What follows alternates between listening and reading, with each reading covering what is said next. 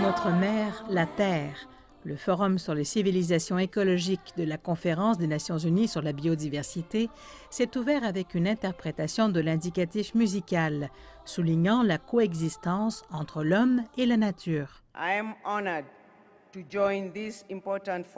C'est un honneur de rejoindre cet important forum sur la civilisation écologique, une pratique née ici en Chine, fixant des objectifs et des actions spécifiques importants pour créer un changement systémique vers une voie centrée sur l'écologie pour le développement durable. Des responsables chinois et des représentants de l'ONU ainsi que d'organisations internationales ont pris part à la réunion, certains en personne et d'autres par liaison vidéo.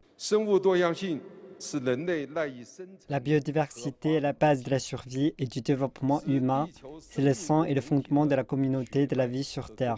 Nous défendrons le concept de civilisation écologique, mettrons tout en œuvre pour promouvoir le cadre mondial de la biodiversité post-2020 et veillerons à ce que le Yunnan contribue à une coexistence harmonieuse de l'homme et de la nature sur Terre.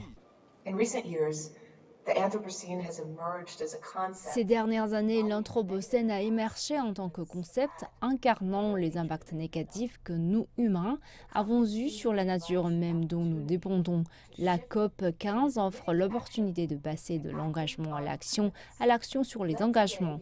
Que ce jour soit celui du début d'un changement dans notre conscience collective et d'une action vers une civilisation écologique. Les organisateurs affirment que le forum vise à partager des expériences et des réalisations en matière de protection de la biodiversité mondiale, à rassembler un consensus sur la civilisation écologique et à promouvoir les échanges ainsi que la coopération.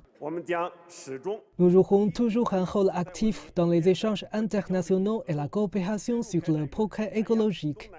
Nous approfondirons la coopération avec les pays d'Asie du Sud et du Sud-Est sur la protection de la biodiversité, la prévention et le contrôle de la pollution de l'eau, les infrastructures vertes et l'énergie, et nous servirons et intégrerons mieux les efforts avec l'initiative Ceinture et Route. Des médailles ont été décernées à des villes et des comtés modèles, à des bases d'innovation, mais aussi à des experts et universitaires de renom. L'événement de 2 jours inclut 7 sous-forums axés sur des sujets tels que la synergie entre le changement climatique et la biodiversité et la protection et la restauration écologique.